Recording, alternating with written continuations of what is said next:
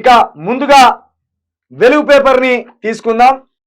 రేవంత్ రెడ్డి బానిస, ఢిల్లీ బానిస. ఇది వెలుగు పేపర్. ఉడుకుతున్న రాష్ట్రం, సాధారణం కన్నా 5-6 డిగ్రీల అత్యధిక ఉష్ణోగ్రతలు. నల్గొండ జిల్లా మాతూరులో అత్యధికంగా 45.5 డిగ్రీలు. మరో 4 రోజులు వడగాల్పులు. వాతావరణ శాఖ. రాష్ట్రంలో ఎండల తీవ్రత విపరీతంగా పెరిగింది. వేడి ఉక్కపోతతో జనం ఉక్కిరిబిక్కిరవుతున్నారు. రద్దీగా ఉండే హైదరాబాద్ రోడ్లు కూడా జనాలు లేక నిర్మానుష్యంగా కనిపిస్తున్నాయి. బయట ఉష్ణోగ్రతలతో రూమ్ టెంపరేచర్లు కూడా విపరీతంగా పెరగడంతో ఇంట్లో ఉన్న వాళ్ళు కూడా ఇబ్బందులు పడుతున్నారు. ప్రస్తుతం రాష్ట్ర వ్యాప్తంగా సాధారణం కంటే 5 నుంచి 6 డిగ్రీల అత్యధిక ఉష్ణోగ్రతలు నమోదవుతున్నాయని వాతావరణ శాఖ అధికారులు చెప్తున్నారు. ఇక కరీంనగర్లోని ఓ పెట్రోల్ బంక్ యజమాని ఇలా స్ప్రింక్లర్లు ఏర్పాటు చేశారు.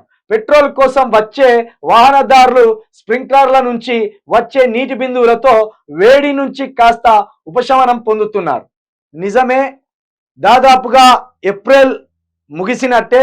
రేపటి నుండి మే రాగబోతుంది. మేలో ఇంకా అత్యధికమైన ఎండలు కొట్టే అవకాశం ఉన్నది. ఇప్పటికే ఎండలు, ఇప్పుడు మనం ఏప్రిల్లోనే ఉన్నాం, ఇప్పటికే ఎండలు 45 డిగ్రీలకు వచ్చినాయి. అంటే ఈ నమూనా చూస్తుంటే, ఈ తీవ్రత చూస్తుంటే మరి మేలో 48-50 డిగ్రీల వరకు గనక పోతే ఇక ప్రజలు బయటికి వస్తే గనక ప్రాణాలు పోయే అవకాశం ఉంటుంది. కాబట్టి ఈ ఎండల విషయంలో ఉపశమనం పొందడానికి కొంత చల్లని ప్రదేశాల్లోనే ఉండే విధంగా మీరు ఆలోచన చేయండి. ఇంట్లో ఉంటే కనీసం అర్ధ గంటకు ఒకసారి నీళ్లు తాగడం మర్చిపోకండి. వీలైతే పైసలు ఉన్న వాళ్ళు మజ్జిగ తాగండి, అదేవిధంగా నిమ్మరసాలు తాగండి.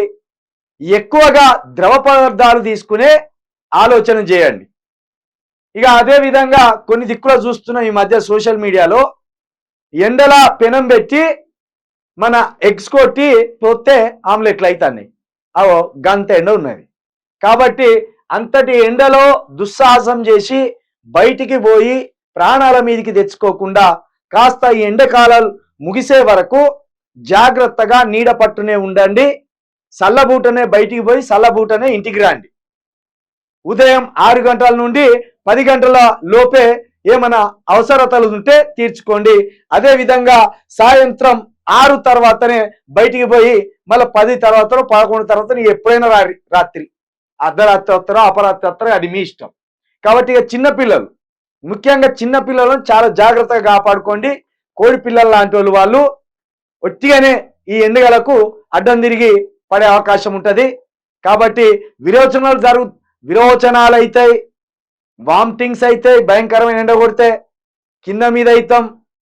కాబట్టి ఇవన్నీ దృష్టిలో పెట్టుకొని ఆఖరికి చూడు, ఈ పెట్రోల్ బంకుల్లోనే స్ప్రింక్లర్లు పెట్టవలసిన పరిస్థితి వచ్చింది.